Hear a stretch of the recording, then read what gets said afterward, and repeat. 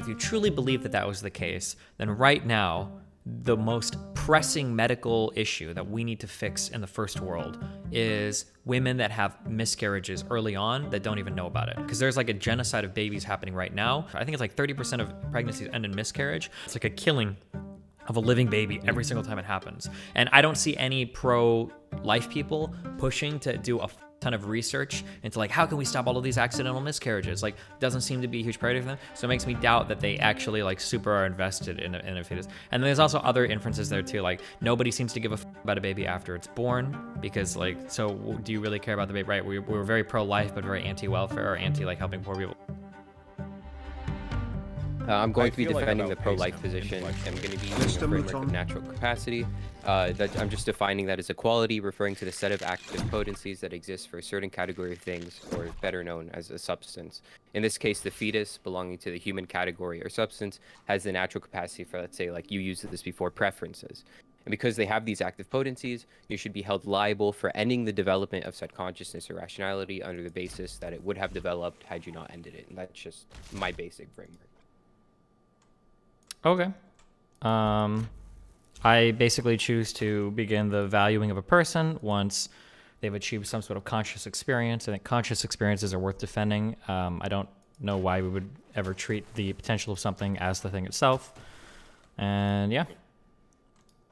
Okay, so when they begin conscious experiences, so you would value past consciousness because you've held that position before, right? Yeah, some sort of like continuity, basically, yeah. Okay, so if somebody, and why would you do that? Why would you value a past consciousness at all? Well, because it exists. Once something comes into existence, then I would value that particular thing. So like a conscious experience until it ceases to exist. I don't think that like temporarily halting a conscious experience is like the cessation of its existence. Okay.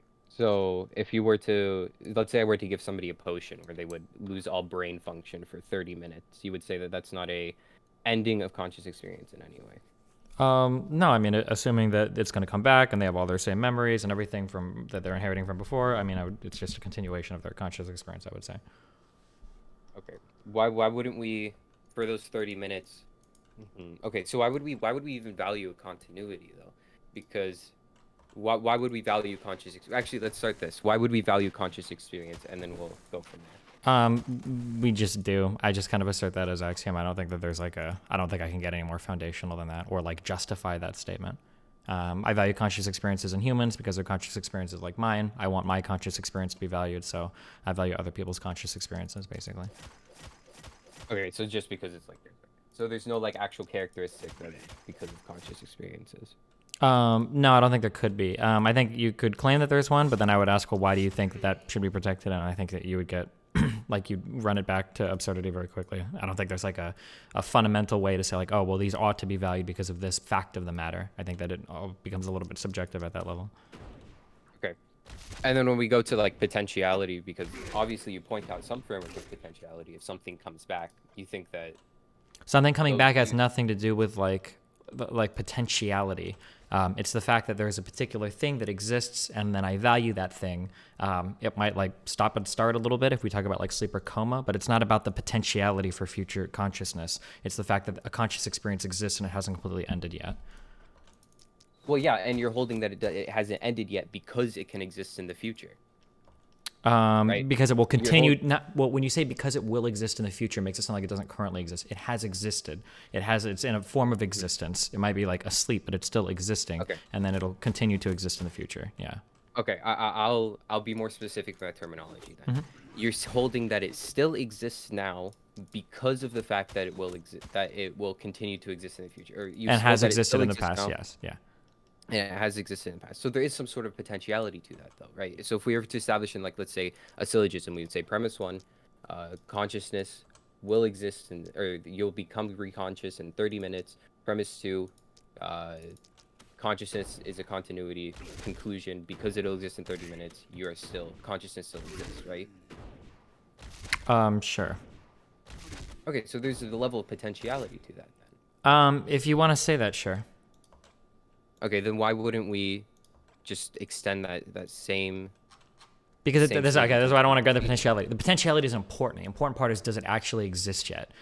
Nothing in any other form of any other part of our existence would we ever treat the potential for something as the thing itself. Those are two fundamentally different concepts.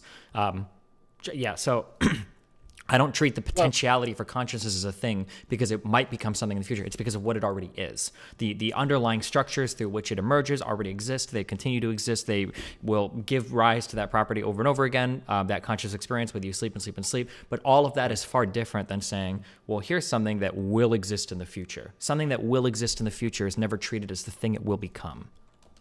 okay, so you don't treat something as a potential to say. I mean, I wouldn't necessarily disagree. I would say that sure, you're not going to treat it exactly as you would treat a human, but you would still grant it the same protections. So let's say, um, you have like potential damages in our legal system, right? So let's say you have a basketball player who's going to sign in 30 days. He's going to sign this massive contract, and then I go out of my way to break his leg. He could file a civil lawsuit and then go against me for what? Potential damages, which would be the value of that contract, right? Now that contract hadn't been signed yet, the contract hadn't existed yet, but we're not going to treat it as if the contract existed, but we're going to hold me liable for Well, I mean, like, you can hold them liable for some kind of damages, but that's because you're damaging an already existing thing. Number one. Number two, you can't damage for a contract that you might have signed in the future. No, that would never work. If you'd already signed the contract, you could, but you could sue for damages for sure. But that's because you're damaging somebody that's already alive and has like an athletic career, and you're jeopardizing that for sure. Yeah, okay, wait, hold on. But so you're damaging the thing that you're damaging that already exists is the potentiality for that contract to sign that contract. That's why they're filing that civil lawsuit under that basis. So I would hold that the active potential still exists. Like, we're not holding that the active potential that the fetus has doesn't exist.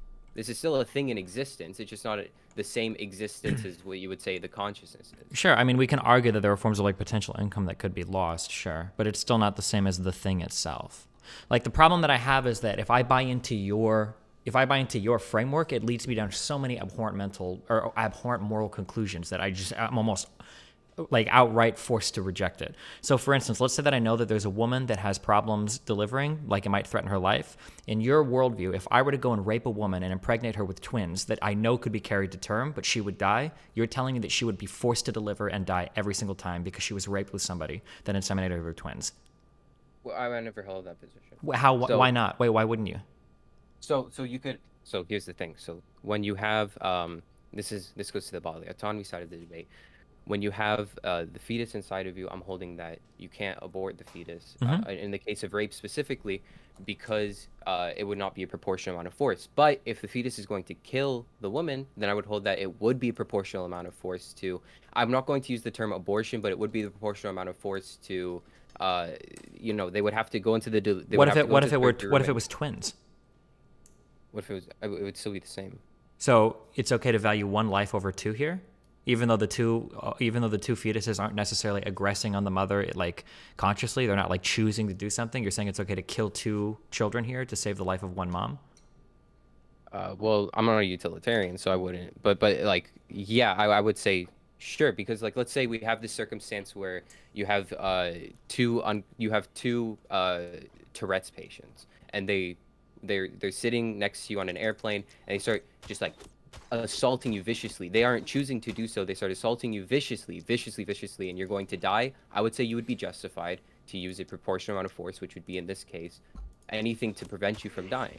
I think that it's different because I reject that analogy because Tourette's people don't lack complete and total autonomy. We don't treat them like like they're children, like they can't choose otherwise. I don't think Tourette's is a good.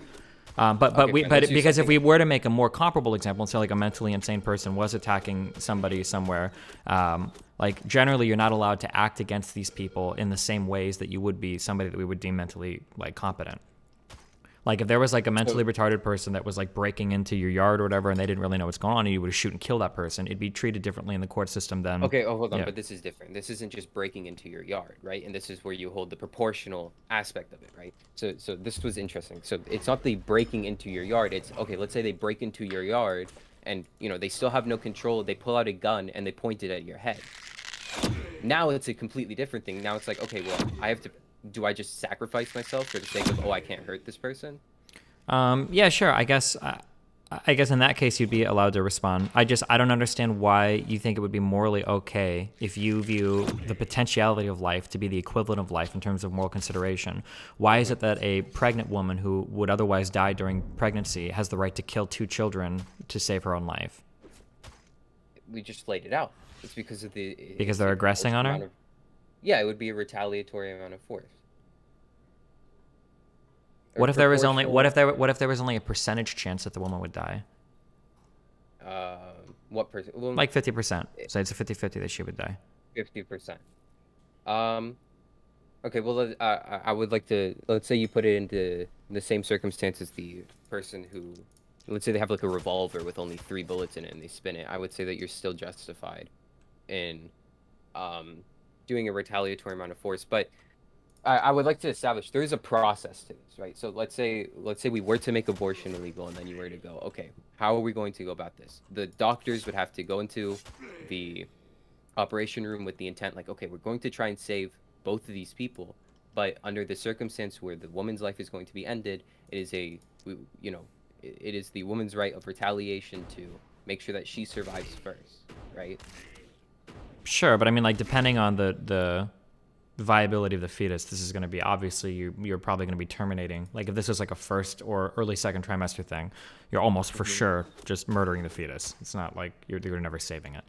Yeah, like these terms are.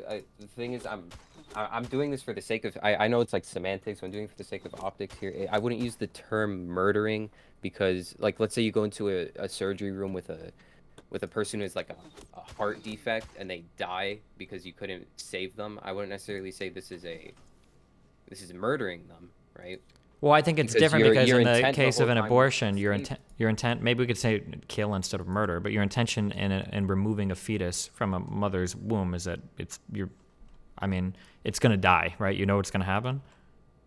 Yeah, no, I would say like yes, you might be taking action that would kill them. I wouldn't use it as murder though because you're going in with the intent, okay, we're going to try and save both of these people. But again, this is like a complete 180 towards like this is a very fringe legal question on instead of asking, okay, is the fetus a person? Because if we don't agree if the fetus is granted moral consideration, why are we even having this discussion?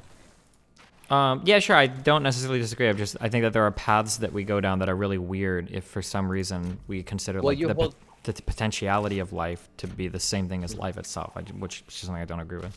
Well, yeah, you held that as one of the abhorrent moral. Do you have like another abhorrent moral situation? Well, I mean, most of them are going to revolve around abortion, or like the mother's life being at risk, basically, or being forced to carry a child to term because she might die. But like, why would? But I guess if we consider it an aggression for something that doesn't have moral agency, then I guess you can make the argument that you can kill this thing in self-defense. Is basically what we're saying. So I guess that fixes that problem. And that's not even like it's not even a question of like necessarily potentiality. It's not like potentiality leads to these abhorrent moral conclusions. It's more so like what legal context in terms of bodily autonomy and the necessary and not the necessary the right frames of action in terms of regaining your bodily autonomy are justified, which isn't always in like the abortion context. It could be referring to any. But like, do you have like, let's say with potentiality, I watched your debate the other time, where you brought up like the Mona Lisa analogy, right? Mm-hmm. So, like, are these sort of moral dilemmas that you think destroy the potentiality? I just don't. I'm kind of attacking potentiality as a concept to poke holes in it, but I don't even think I've been given a good argument for it, really. So like, even if I didn't have any of these, I still wouldn't believe. Like the idea that like you just ought to like accept that potentiality is the same as the thing itself is something that I think is just totally unjustified. But I never said that you have to accept it as the thing itself. I'm more so positing that you still have to be liable for ending that development. Right? Yeah, we can say for ending a development, sure. Yeah, and ending the development of what? Whatever is being developed. But ending the development of something is not the same as ending the thing itself. The development or the process of something is not the same thing as the thing itself, right?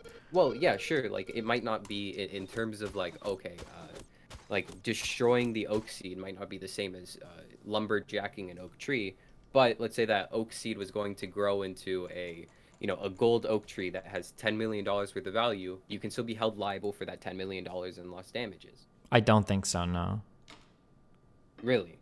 So let's No. say Let's say that if you brought somebody all the materials together to build like a $10 million building, and the raw cost of all the materials was like $4 million, and then you destroyed all the raw materials. You're not going to be held liable for a $10 million potential building. You're going to be held liable for the $4 million of supplies.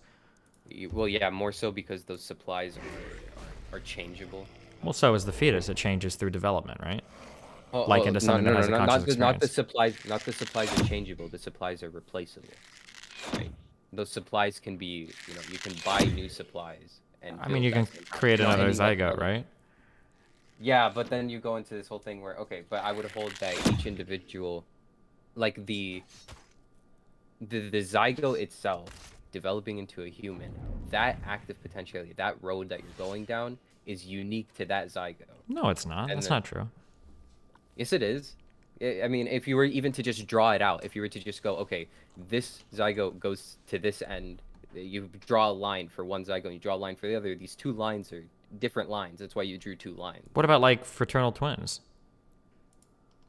They have the same Yeah, I would genetic hold code. They develop the same way. Like, I would still hold that these are two different people. Like, sure, but I don't know if you would argue that they go down two unique different ends. Like, I mean, it feels like they're pretty similar. Yeah, I mean, the fact that they both exist differently. I mean, even fraternal twins have, if you, I mean, this isn't really necessarily relevant, but the fraternal twins, if you look at the environmental differences, but how they can be differently in different environmental contexts. But even the fact that you're referring to them as twins, right, implies that there's two different people. Otherwise, they wouldn't be twins; it would be the same person. Sure, but we were talking about, like you said, different paths of like development or whatever. My understanding is the path for Yeah, no, development no, no. is They the okay. same. So it might still be, yeah, they turn into a toddler and then they turn into an adult. But what I'm saying is that just the idea that they are two different people is the quality that you would say that it's not replaceable. Like this is a unique path, Oh, right? The sure, fact that it is okay. sure. So it's not. It wouldn't be something that's replaceable like a material, right? I mean, if you want to take, I mean, if we're going to grant the same type of consideration to a person as we would like to a building for the purposes of the analogy, technically the building is going to be different if you build it with different materials. Like, it's not, you're not going to replace the same piece of lumber with the same other piece of lumber. It's going to be different stuff, right? Well, okay, yeah, no, but I'm more so referring to the fact that you're not you're going to end up with the same valuation. You're going to end up with the same what? You're going to end up with the same valuation. And I understand what the difference is here because with the building referring to a person, it's a little bit harder to make it analogous.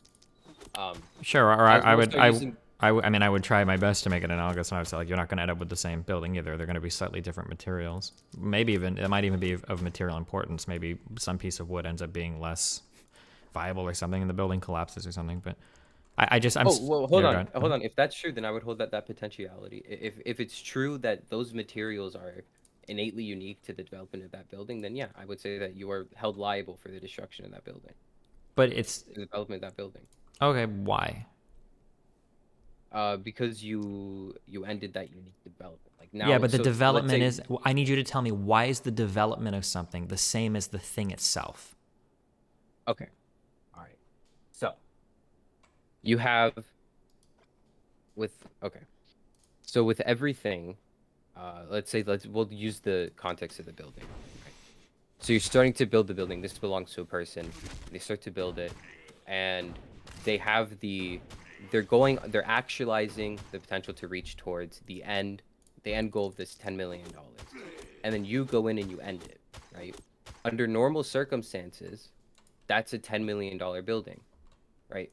Let's even take it towards a threat of force. Let's take it towards murder.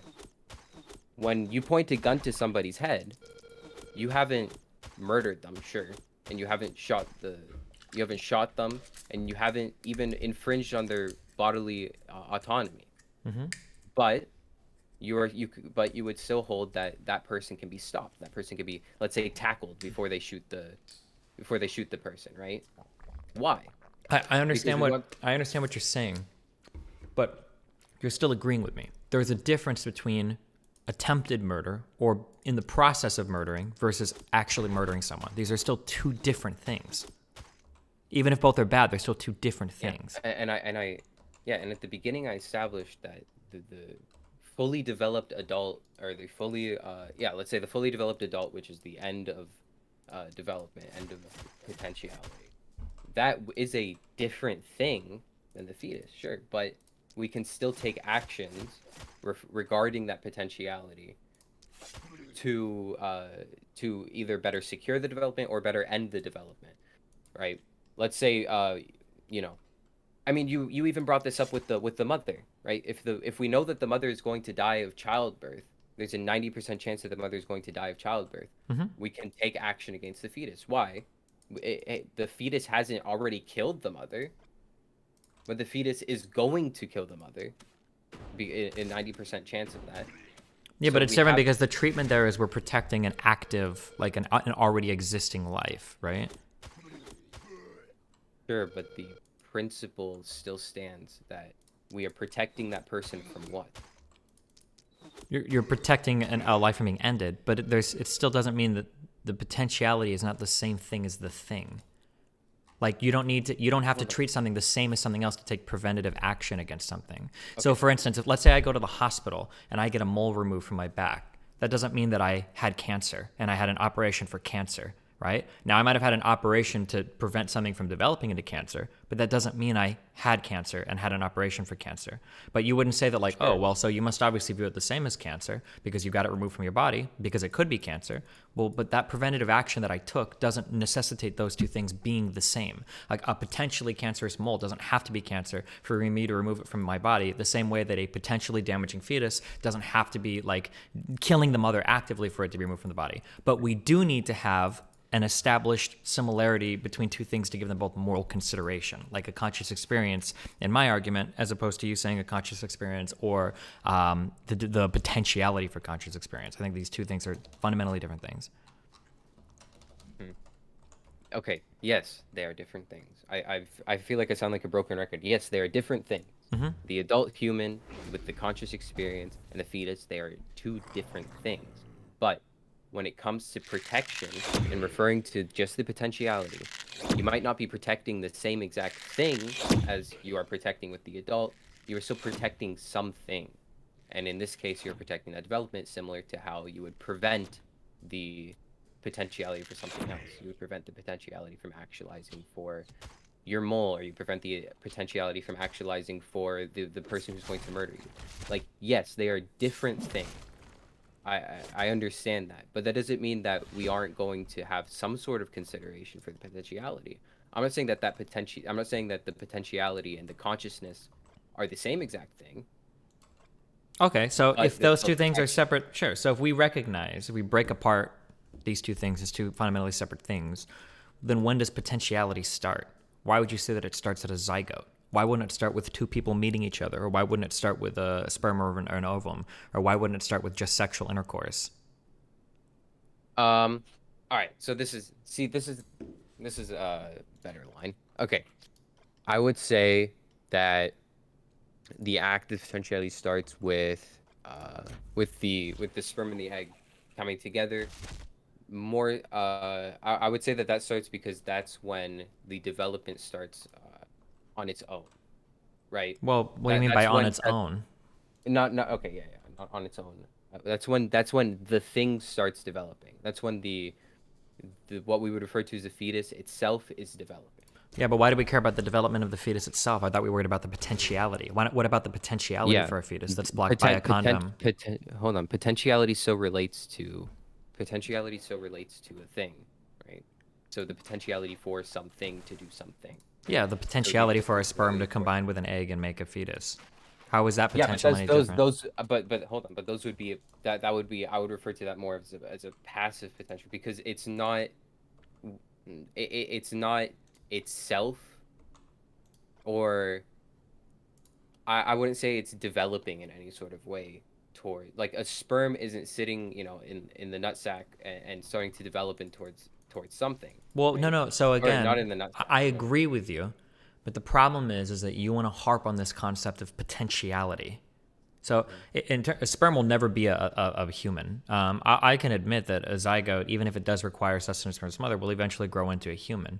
But we're not talking about those particular things. Now we're invoking some Aristotelian concept of like potentiality. And if we're talking about potentiality, now it's like active and passive potential seem to just be defined in whatever ways are most convenient to us. Like we can argue that like there's an active potential for a fetus to develop, but it's a passive potential for a sperm. But why? Like the sperm needs to be brought with an egg to develop into something, but the zygote needs to be leeching off of like a host in order to develop as well. Like where we draw these lines seem entirely arbitrary if we want to value potentiality. Yeah. Okay. I'm not.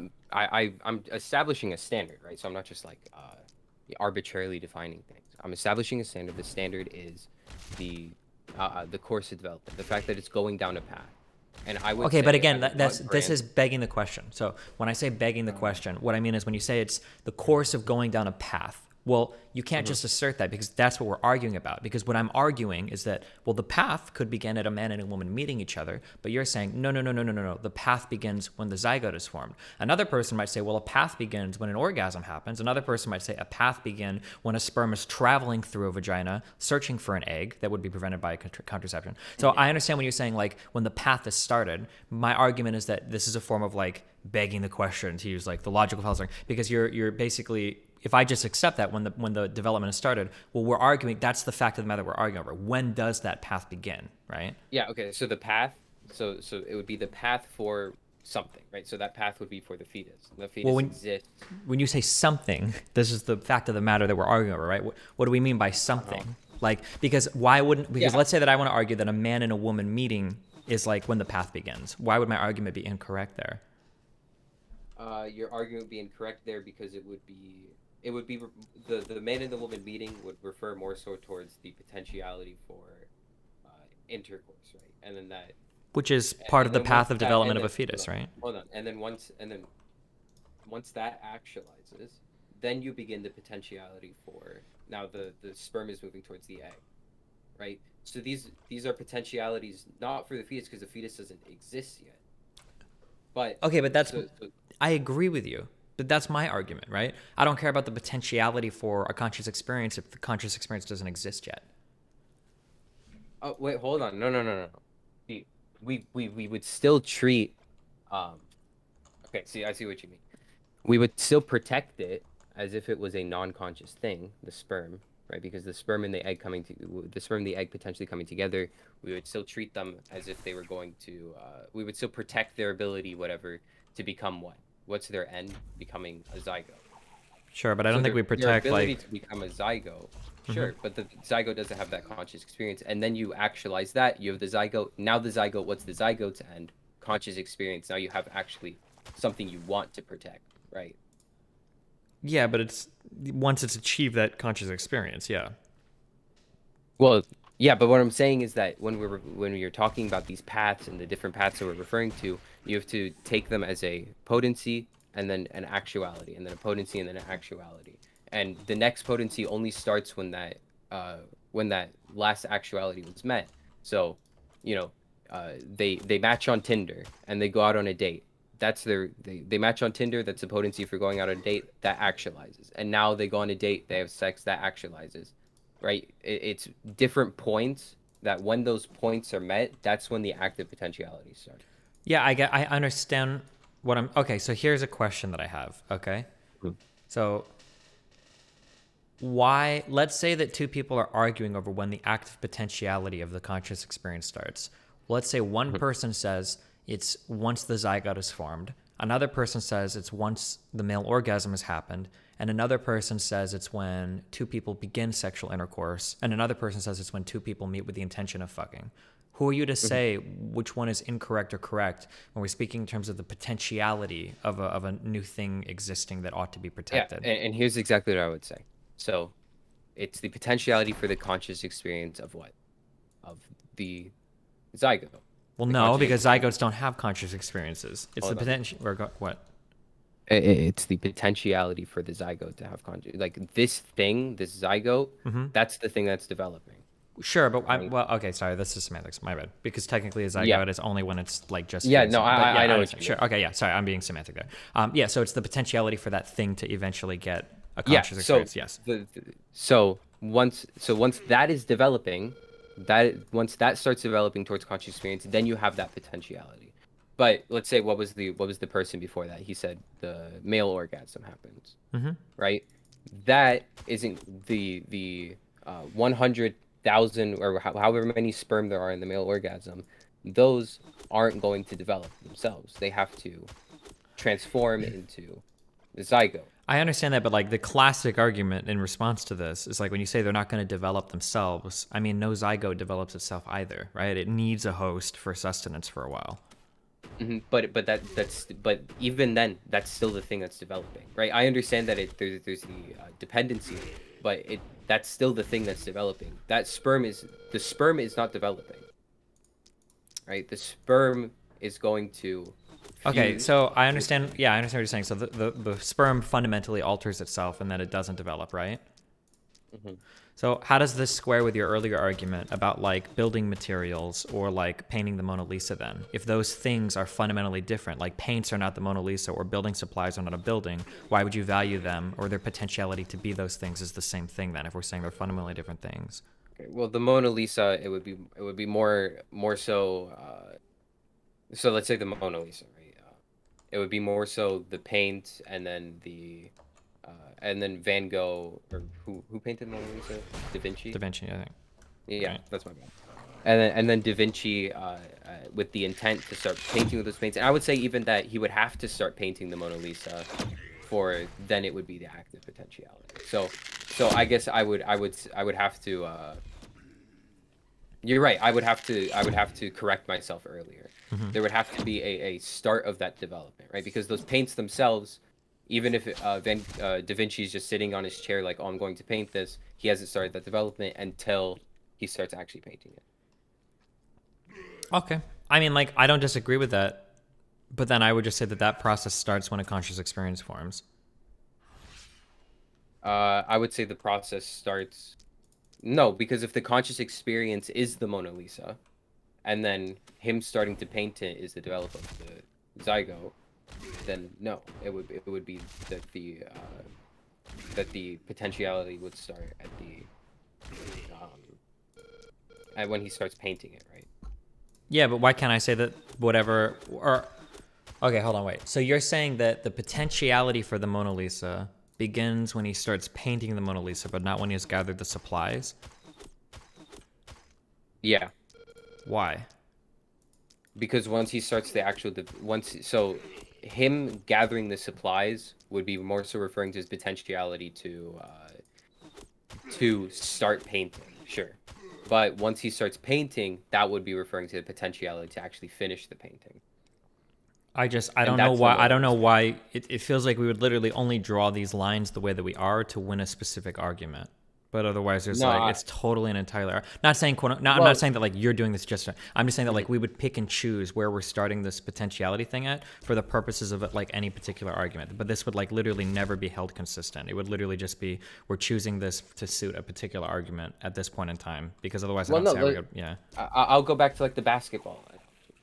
He starts training in high school, right? I wouldn't say sure he might. Let's say we even go back in time and we know that him training in high school is going to lead to him being signing that contract in 30 days, right? He starts training in high school, and then he goes to college, and then he goes to the NBA. All of those have to be taken as individual steps of potentiality, all the way until he starts to go to sign the contract. Then it would be uh, okay. Now he has a potentiality to sign the actual contract.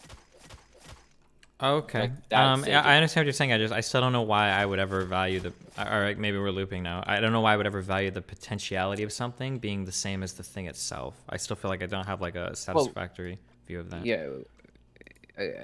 Yeah, okay. It's not the same as the thing itself, right? But you're still held liable for the preventative measures of that development, right? Yeah, but if it's not So the like, same as the thing itself, then we have no reason to care about whether or not somebody gets an abortion, right? Because now it's not if the development of something is not the same as the thing itself, well then if we really need to have an abortion for whatever reason, even if we just want to, then it's fine because it's not the same thing as the conscious experience that we would have been protecting if it had developed to that point. okay, I'll go back to the. I'll finish the basketball Hmm. thing. So the potential to sign that contract is not the same as him actually doing it. Hmm. Yet we sue for the potential salary damages, right? Well, no. You would never sue for a contract that you haven't signed yet. I don't think that would work that way. Although I don't know if appeals to the legal system are the best, but if you were like going to sign a contract but you haven't signed it yet and somebody injures you, you can't sue them for the contract that you were going to sign. Okay, let's even say it's salary. Let's Sure. say Okay. you're going to get a paycheck in 10 days. Sure. And then by this person breaking your leg, the paycheck gets revoked. Hmm. I would say that they're liable for that. Yeah, for sure. Yeah, but the paycheck hasn't actually actualized, right? You haven't gotten the $200 paycheck yet. That's not the same thing as the potential. Yeah, but you're committing a harm against a person right now. It might be that like their reward is going to be in the Yeah, future. Or right. it's like a potential. I guess we can call it a potential reward. But the problem is that you're committing a harm against a person that exists right now. That's Right. where the harm This is. is this is where we go circular, right? Uh-huh. And I know you said I was going circular, but this is like, so I'm establishing that the potential for something, even if it's not the same as the thing itself, you could be held liable. And then you go, okay, but the person who's going to get that paycheck is themselves a conscious person. But that's not relevant to the fact that that principle of potentiality, that principle of, oh, well, maybe the paycheck isn't actually the same as the paycheck. Now, is there some like magical powers that belong to a conscious person where the potentiality principle evolves? Like, this is where we're starting to go a little bit. Yeah. So like I agree with you that potentiality is a thing, but I just say that there's a difference between the potential for a thing and the thing itself. But there are some potentialities that maybe we should keep in mind, like the potential for somebody to lose a lot of money. Like I think that's bad. But stopping the development of something and then pretending that that's the same thing as that's a potentiality I don't care about. Like that's just not something that is I'm concerned with. Okay, so so then it's arbitrary, Well, no, it's right? not Because arbitrary. It's defined by the fact that are you damaging a conscious or a moral something that you ascribe moral consideration to. So in the injuring a basketball player thing, the potentiality here okay, is negative because you're doing something bad to something that already exists that you give moral consideration to, and that potentiality is being violated. right. But for the So potentiality development of a fetus, like nothing bad is being harmed there. That's a potential of a thing that doesn't exist yet. okay, so it's not even the fact. So then why did we start this whole discussion? I mean, okay, not even why. We started this discussion with, okay, why should we value the potential of something the same as we would value it itself? And then we went down towards liability, and now it seems like we've come to an agreement that at some point the principle that, okay, the potential for something, if you prevent that from actually actualizing, whether it be a harm or whatever, if you prevent that from actualizing, the principle still holds that you should be held liable for preventing that actualization. But now we're establishing some sort of sufficient condition that, oh, but you need a conscious person. Well, so you're, For, yeah, so like yeah. the issue is that you're fixated on trying to establish whether or not like potentiality is even like a real thing.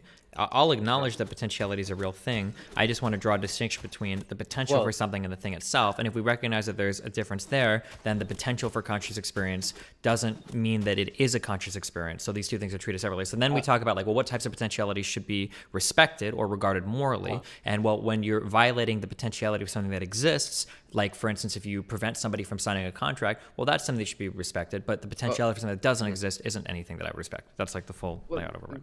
this is like, okay. The reason I'm fixated on establishing the potentiality principle is because I swear, like 10 minutes ago, you said, "Well, I have no reason to believe in the potentiality of something." Well, it was.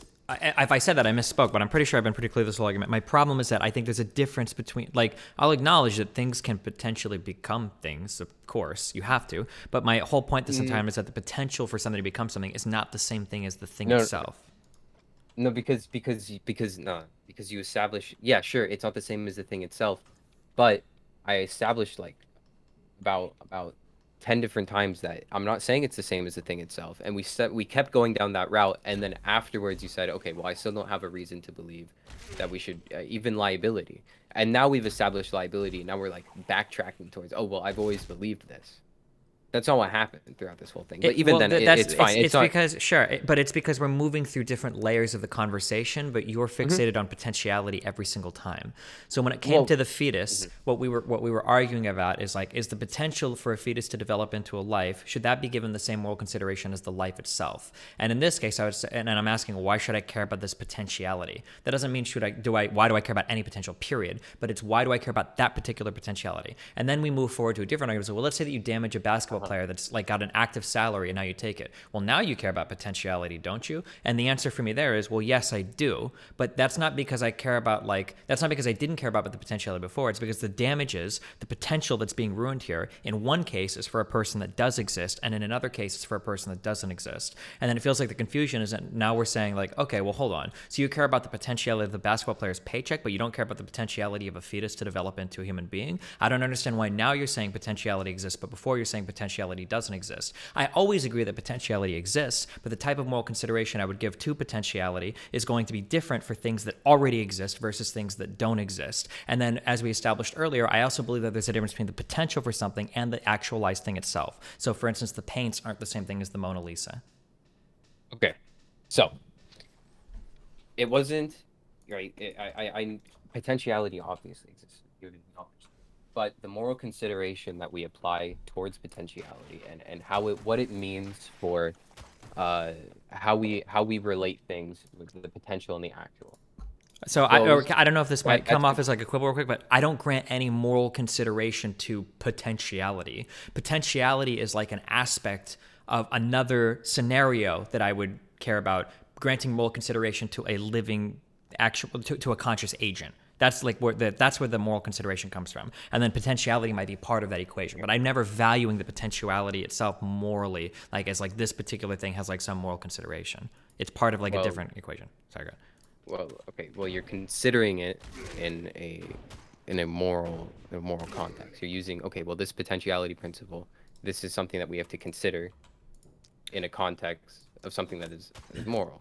Sure. I'm just saying that like okay. how hard you hit somebody is going to be like considered in terms of like how wrong an attack was, but I'm not like morally considering how hard somebody slaps someone in terms of like that thing gets moral consideration. When I say something gets moral consideration, I might not be using. Okay, you're referring to more so the fact that, when I'm saying moral consideration, it's something that just has significance in the relevance of a moral. Okay, gotcha. When I say moral consideration, I mean like this is something that like we're going to consider the outcomes of this being moral or immoral. Yeah, sorry. Okay, well, even then, I'll go back to the. So you're saying that and this is why I've been fixated on it. I'll try and make it as clear as I can now. Mm-hmm. You're saying that the potentiality, if it harms somebody that is conscious, this is something that we should take into consideration. Yes. Because, I understand that. Now, what I'm trying to say, I'm trying to apply that in terms of, okay, when you prevent the basketball player from getting the $30 million, right? The reason that you give them, the reason that they can sue you for those, how much money you think that they can sue you for, is because at some point we lost the value of those $30 million, right? Wait. Say that last part again. They lost the value of the $30 million. Yes, they lost, not we, but that particular person lost the $30 million. Yes, okay. So, I don't think that the values has to be in relation. I mean, well, I think the relationship is essential, because when you say we lost, you make it sound like it's a societal loss and that's why it's bad. But that's not the case. It's because that individual was wronged. Because that's the whole fundamental point of our argument. Because I'm going to say with abortion, you're not harming an individual. They don't exist yet. But even when you apply, the thing is, you're harming them. This is where I have to harp on potentiality again. Yeah, because who are you harming when you have an abortion? You're harming the already established. You're harming. No one is being harmed. It's like it's literally nothing. Yeah. Yeah, I wouldn't necessarily say that you have to be harming somebody in particular for the fact that the value itself can be lost. Sure, we can, Because but when we we're lose referring value to all the time in things, but that doesn't make it immoral. like what? I'm saying that the I value might stay home from work and call in and fake being sick because I don't want to go to work, so I'm losing value there. My boss is losing value there. Like, I don't know okay. if that's immoral. Or it's not Okay, well, murder, when right? I'm referring to the value, it would be the value of, right? It would be the value of the individual. It would be the value of the individual's actualization. Because I would still refer to them as an individual. But they Right? They don't just don't exist have the yet. How moral can they be an consideration. individual if they don't exist yet? They exist. But they don't. This is the thing. No, but they do exist. They just haven't developed the characteristics of Wait, so conscious then are you experience. saying that the development of a conscious experience is then a conscious experience? I thought we said that these were two different things earlier. I never said it was a conscious. What? No, I never said it was a conscious experience. I'm saying that an individual doesn't have to have a conscious experience, right? For it to be a thing, Well, I for mean, it to like be an a entity. zygote is an entity that exists, but it's not. But I don't Yeah, think. But I don't believe it's a but person. Yeah.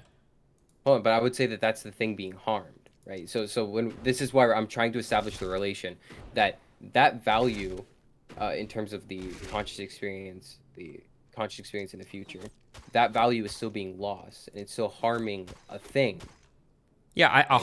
I acknowledge it's harming a thing, but I don't think we care about that, right? Well, I would say that you care about that because of the fact that the thing that's being lost in the future is conscious experience. Because the thing in the future that's being lost is the conscious experience, and because we established that those natural capacities are something that belong to the human substance, is something that we share, then um then in the past, then you have to protect that entity because that's the thing that's being important. Okay, walk me through that one more time. Okay, so and this is going back to natural capacity. So you have uh the entity, the thing that's the conscious experience in the future. Those natural capacities are being lost when Okay, you when what? So then before the the fetus. okay, we might be looping, but like I still don't have any reason to care about something that might be lost in the future when the perspective is from a Okay, thing that doesn't exist yet. well, okay. Yeah. What is our criteria for caring? Because Caring is in like I'm is an individual being harmed. okay. Is an individual being harmed? I would Yes. say that, uh, and we're defining individual as someone who has conscious experience. That's how I define it. Yeah. It seems Okay, to me well, that if you're pro life, I don't think you can define it that way because I think you run into obviously all these problems, right? I'm more so. I mean, yes, the moral consideration can be granted. Okay, these characteristics of conscious experience and the characteristics of rationality, these are things that we identify as things that have value. Sure, I'll say those are the things that grant the human substance some sort of elevated experience because we all share that. But the fact that that human substance, that natural capacities that the fetus has, right, the potencies, the active potencies that we're going to develop, those rationality and that consciousness, I would say that that's enough of that would still categorize the entity, the fetus, as an individual thing, right?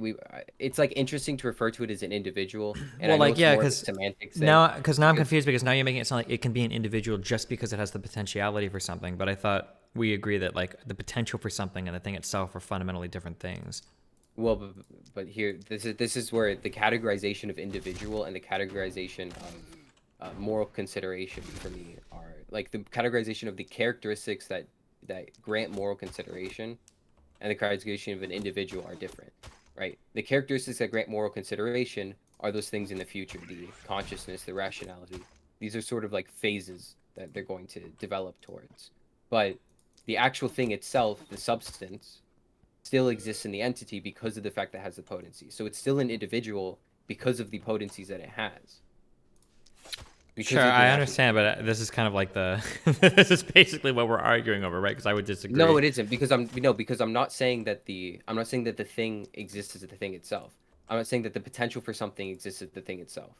Like I'm making this very clear. I'm not saying that the potential for the characteristics means that those characteristics exist now. Yeah, but then But we're looping it because now I'm going to ask like, well, why should I care about the potential of those characteristics when those things aren't the thing itself? Why should I give that right, moral consideration? and okay, so the moral consideration is looped into the fact that the characteristic for an individual, right? The fact that we have what we would consider an individual in terms of the human whatever would be not just the uh, capacities that you have now, the things that you can do now, but the things that you can do in the future too. So let's take a newborn, right? Mm-hmm. They don't have a conscious experience that is equal to me and you. They don't have, they aren't thinking the same way. They aren't using the same concepts as me and you, right? Mm-hmm. Okay, then why we don't have a shared experience with them? We do. Our shared experience is having a conscious experience. I assume that Okay, newborns and hold shit on, are wait. conscious. Do you believe in animal rights? No. No. What is the difference between a pig's conscious experience and a newborn's conscious experience? I have no reason to believe that a pig has the same conscious experience that I do. We have different brains and they give rise to different properties. And you don't have a different brain than a newborn? No, we're made up of the same, assuming we're the same species. It's a human baby. We have the same biology. We have the same architecture. Okay, well, hold on, but like the development of the brain is different, right? Like the fact that you right now can consent and a newborn cannot consent directly indicates that the rational faculties are different. The rational faculties might be different, but my assumption, and this is just an assumption, I mean, if you want to be fully solipsistic, we could be. My assumption would be, though, that similar, like, brains in terms of the same species are probably going to give rise to similar conscious experiences. I don't know if an animal brain. What? What do you mean by similar conscious experience? Like in what way? Like the fact that we look at things and the fact that we can. All I can say is the fact that we have a conscious experience, that we experience things. I don't know if anybody can give a more specific answer than that. I wish I could, Okay. but I think I would have solved the hard problem of consciousness if that was the case. But yeah. So the fact that we experience things, and pigs do not experience things. Not in the ways that we do. I don't know if they have a conscious experience that's like ours. They might process things like a computer. I don't know that. I don't know if I can ever know that. How would you know that the newborn, this specific newborn, is feeling the same way as you? I just have to assume it because we have the same parts. Assume it under what basis? The fact that that physics exists and properties exist uniformly throughout the universe, and that if the parts that I have in my brain are giving rise to a conscious experience, then the same parts in another person's brain should give rise to a similar conscious experience. Yeah, but they don't have the same brain as you, and you don't remember things from when you were a newborn, right? No, I think you start from memories here too, but they have the same parts as me. It might not be the same type of brain. They're not going to have the same conscious experience as me either. I'm not saying they're the same conscious experience. I think they have the same type of experience. What parts are we referring to? I think most of the communication of the brain required for conscious experience supposedly happens in like the prefrontal cortex. So theoretically, like if something was born without that, maybe then like this doesn't have like a conscious experience like ours. Mm-hmm. Okay, so let me just. Prefrontal cortex exists in.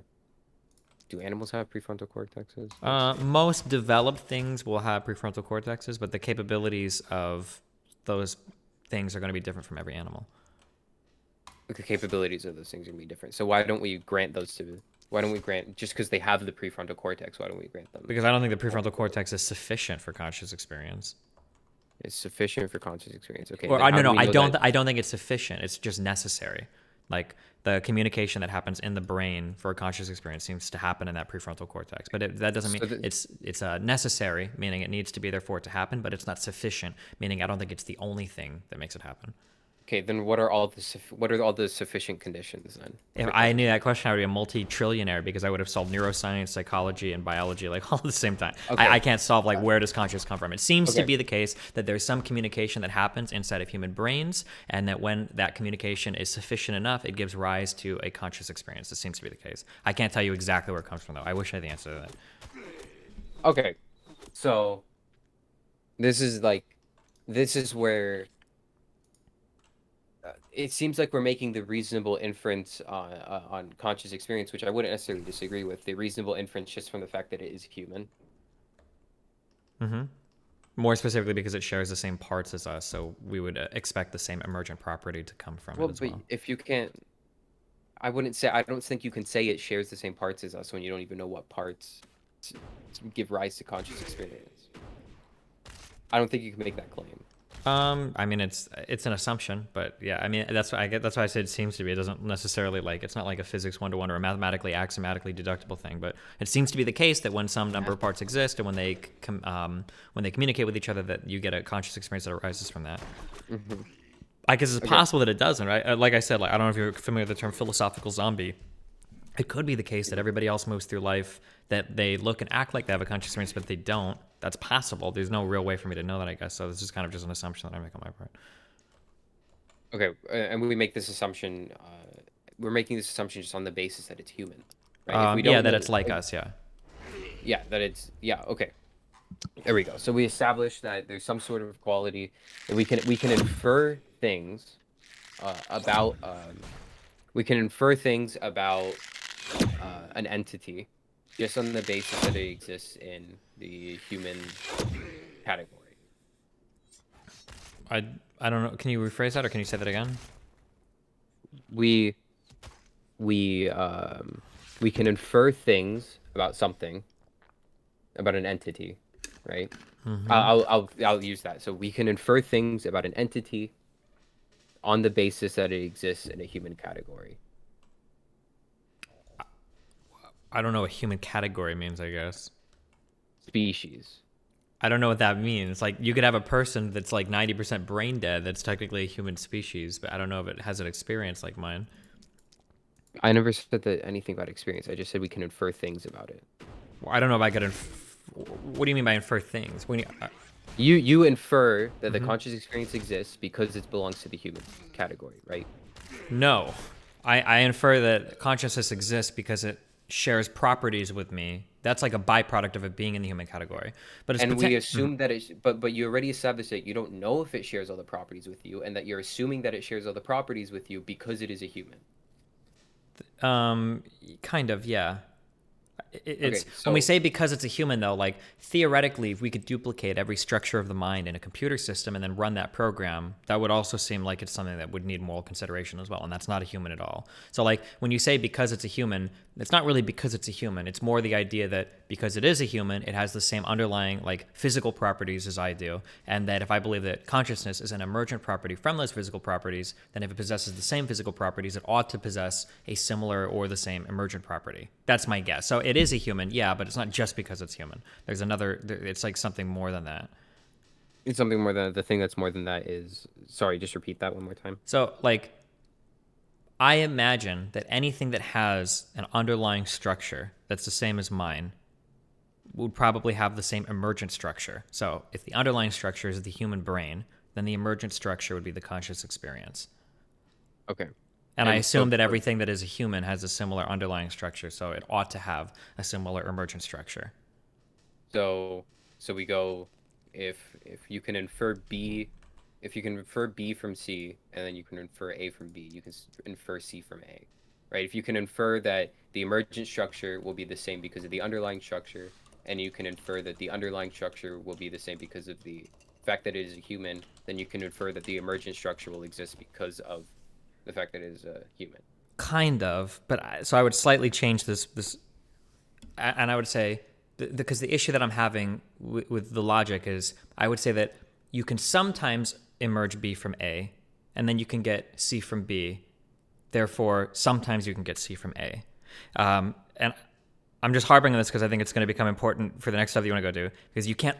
So if B, so in our little prop logic thing here, right? I think A is a human, B is the brain, and C is the conscious experience. Well, that lines up kind of cutely. I'm saying that not every human might not possess all the parts of the brain necessary for C to take place, the conscious experience. So sometimes B comes from A, but when B comes from A, C comes from B. So C can come from A sometimes, and not every time, because there are probably some humans that I don't consider as having conscious experience. So for instance, humans that are brain dead, humans that are missing sufficient parts of their brain, something like that. Yeah. Uh-huh. Okay. So I see what you mean. It's more so like if you can. The underlying structures have to be there because if I accept that prop logic of B comes from A, C comes from B, therefore C comes from A, and you're granting moral consideration to C, then the next step of your argument is quite obviously, well, a zygote is basically a human, so it seems like that's like the next step. Well, actually, I was gonna more so go towards I was gonna just try and establish a human category. But yeah. Sure. I don't know how like relevant the human category is here. Because like I can conceive of other beings. So vegans will do this. Vegans will say that like, well, because a vegan will take my argument and they'll just stretch it a little bit further. And a vegan will say, well, animals have similar underlying properties in their brains, therefore they ought to have emergent conscious experiences that are similar to our conscious experiences. Therefore, they ought to be protected as well. So I can conceive there might be other brains of sufficiently advanced creatures or whatever that have emergently a conscious experience similar to ours. That's why I just don't tie that into human. I don't think the human part is necessarily like the important part there. I make the assumption. It's kind of like somebody's like, okay, I want to go like roll down the street in a vehicle, and I'm like, okay, cool. Well, cars have 4 wheels, and so we can always roll down the street in a car. And somebody's like, okay, so in order for you to roll down the street in something, does it have to be a car? Well, it doesn't have to be. It could be a motorcycle. It could be a Jeep. It could be a van. But I know that like every car will do this. So that's kind of like the similarity that I'm drawing here. I don't know if that makes sense. Yeah. Okay. No, I was just trying to establish why. No, I was just trying to figure out. The initial question was about newborns, right? Sure. So I was just trying to figure out why newborns are granted and not everything else. Okay. Just to see if there was some sort of principle that I could derive that you hold from that. Gotcha. Yeah, it's just having that underlying brain structure that gives rise to conscious experience. Yeah. So I think that Okay. happens at around 24 to 25 weeks in gestation or during the development of the fetus. Okay. Here's the thing. I think there is a I have definitely been rhetorically. I think there is a presupposition here that we're just not going to agree on, and that's what's leading to like a lot of so like let's say you're kind of just saying, okay, well, I don't really care about the potentiality. I'm saying I do care about the potentiality, and there's not much of a you know what I mean. There's not much of a like let's say your conscious experience thing. If I asked you to warrant that, you wouldn't. You would establish at the beginning, you wouldn't be able to, right? It's just kind of an axiomatic to you. Yeah, it has to be. Yeah. Right, and then if I go with the potentiality thing, I can just say the same thing. It's kind of just axiomatic to my. Yeah, although I would challenge you on consistency again, and I would say that like, well, I think you've already said that like, I don't think you don't consider the potentiality of something to be the same as the thing itself, right? No, it's not the same as the thing itself, but it's more so something that we ought to protect. Gotcha. Yeah. Right. So, but so that's one of the presuppositional things, especially with the potentiality argument. But just like really quickly, you're a utilitarian, right? Mm-hmm. So how does that frame into abortion? How do you like warrant that? How do you warrant a pro-choice position from utilitarianism? I mean, women exist in society. Women want control over their own bodies. Therefore, that control ought to be respected. It probably makes for a better society when women feel like they have control over their own bodies. Okay, and so, but you don't think we should take into consideration like future positive utility, right? I don't think that turning people into incubators will ever create a world where like future whatever works. I think that most people would probably dread living in that society. So whatever possible. I mean, I guess it's conceivable that you could have, is it Mad Max or some like crazy world like that where you've got like human slaves breeding babies in a container somewhere. Maybe that's possible, but I can't really conceive of that. Okay. Well, it wouldn't even be necessary. Okay, well, I wouldn't say human incubators, but would you not say in like certain circumstances that you could derive okay, well, you can't get an abortion in this circumstance because you'll be fine. You're going to be fine if you don't get an abortion. No, because I need to be given like a good argument for like why should a person be forced to carry something to term if it's not even like a living thing yet. That'd be like saying like you're fine with that mole. Yeah, go ahead. You don't need to get the mole removed or whatever. I mean, sure, but that's more like a rights-based argument. It's like, oh, well, why should somebody be forced to because they have this right? But I'm saying, if we're talking in terms of just positive utility, why can't we just, okay, well, listen, you're a rich person who's doing X, Y, Z, and we'll even take the kid from you after you bring it to term. You just have to bring it to term, and the kid's going to live out their whole life. Yeah, because I think in terms of like positive utility, like you want to create a society that the most number of people would be happy to live in and actively engage in, and one where women are robbed of their bodily autonomy because they're forced to carry children to term for whatever reason is probably not a society that would optimize for their happiness. Okay, but that's it's very assumptional. I would say. It is, but I don't think it's that assumptional that most women would probably not Wait, enjoy no, no, being no, no, told that no, they no, no, have no. to. Yeah. Hold on. Okay. I'm saying it's very assumption on where the. Sorry, I should have finished my sentence. On where we ought to like where we ought to calculate positive utilities. Like, Sure, but I mean, like, it's going to be really hard. So I think the argument you're trying to make is that, like, it might be the case that a woman, it might be the case. Let me see if I can give you a version of your argument that I think you're trying to make. So it might be the case that a woman having an abortion represents 10 utils to society, 10 positive utility points to society. yeah. But it might be the case that if we force every single woman to have a child, then the average gain in utility there is going to be like 11 or 12 per birth. So actually, it makes more sense to force every single woman to have a child because our net gain in utility there is going to be better than letting women have abortions, right? Well, I mean, even then, it's like if the negative utility that is derived from forcing women to have an abortion, like for the woman, let's say, Mm-hmm. if the negative utility that is derived is of is is of greater negative value than the positive utility that is derived from the life of the fetus, Mm-hmm. then then ultimately you would be saying that the entire woman's life would be of negative utility if they were to be forced to get an abortion. We should like kill them, right? I mean, kind of. I mean, If they were like forced to. there could be worlds where that calculation makes sense, but there's like I think we have to start bringing in because if we're thinking of like good rules to write for society from like a rural utilitarian perspective, we're gonna have to keep in mind like human psychology and everything. So, for instance, like from a purely mathematical point of view, if I hand you two envelopes. Or let's say that I hand you one envelope every single week for the rest of your life, and you could Mhm. choose between one envelope having $10 in it every single time, or another envelope having $0 or $20 in it every single time, right? I think that most people would gravitate towards the $10, even though mathematically these things are equivalent. You can run into weird mathematical paradoxes using expected value, but like that's like an example where like utilitarian speaking, well, it's the exact same, but it's not really because human psychology tends to prefer one thing over the other. The stability of the $10 a week is going to be more appreciated than like $20 or $0 every single week. So like while it might be the case that like in a strictly mathematical sense something might add more value to society, the fact then that women are going to be scared if they get pregnant, they're going to be forced to carry something to term, that children are going to be born into households with parents that don't want them, like there's a whole bunch of negative fallout that probably makes us not fall on the side of like a utilitarian saying like, oh yeah, we should force people to have children. But I will acknowledge that I could conceive of a world where what you're talking about is true. Like it might be the case that like everybody is ultra wealthy, there aren't that many kids around, we've got tons of money, we've got a great state apparatus to take care of kids, and if a woman gets pregnant, like maybe we'd add more utility. We're like, oh, just have the kid, and then we can fucking deal with it afterwards. That there could be like a potential Well, but world like even that. then, I could say that this world would even like let's just say like because what is it? Just less than 50% of the population is pro-life.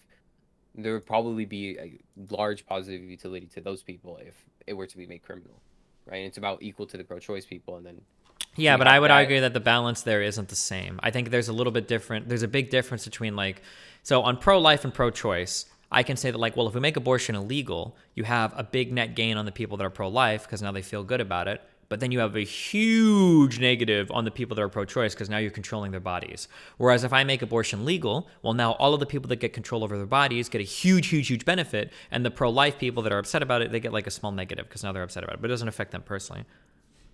Oh well, I mean, you could even make but you could make like the counter assumption, which is like, okay, let's say the extreme pro-lifers, they genuinely think this is a person, and they're watching, they think they're watching genocide happen, right? So to their psychological health, this is like horrible, horrible, horrible for them. And so for some pro-choice people, it Mm-hmm. wouldn't be extremely horrible for them. Yeah, I mean, I would have to think about that one more. I would have to spin off a lot of hypotheticals to make this world work. But my biggest problem with that is that if you truly believe that that was the case, then right now, the most pressing medical issue that we need to fix in the first world is women that have miscarriages early on that don't even know about it. We need to like do all of our research because there's like a genocide of babies happening right now because I think it's something like 30 or 40, it might not be as high. I think it's like 30% of pregnancies end in miscarriage, where a lot of women get pregnant and miscarry and they don't even know it. And technically that's like a murder every single, or not a murder, but that's like a killing of a living baby Mhm. every single time it happens. And I don't see any pro life people pushing to do a fuck ton of research into like, how can we stop all of these accidental miscarriages? Like, doesn't seem to be a huge priority for them. So it makes me doubt that they actually like super are invested in a fetus. And there's also other inferences there too. Like, nobody seems to give a fuck about a baby after it's born, because like, so do you really care about the baby? Right. We were very pro-life, but very anti-welfare or anti like helping poor people. Like, so yeah, this is all kind of like inferencing. Like, yeah.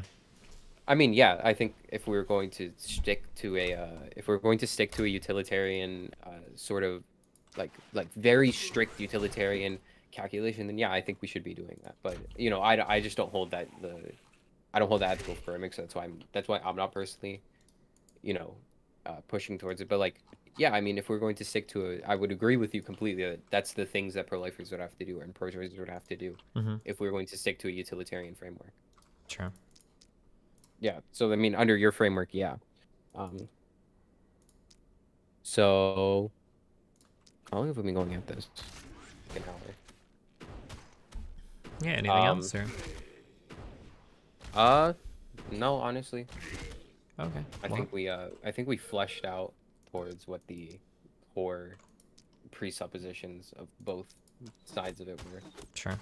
All right. Well, hey, do you want to shout out your channel?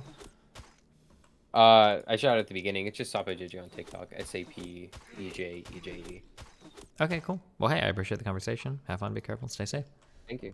All right, bye. Remember to hit that like and subscribe, and don't forget the notification bell so that my videos show up right in your feed.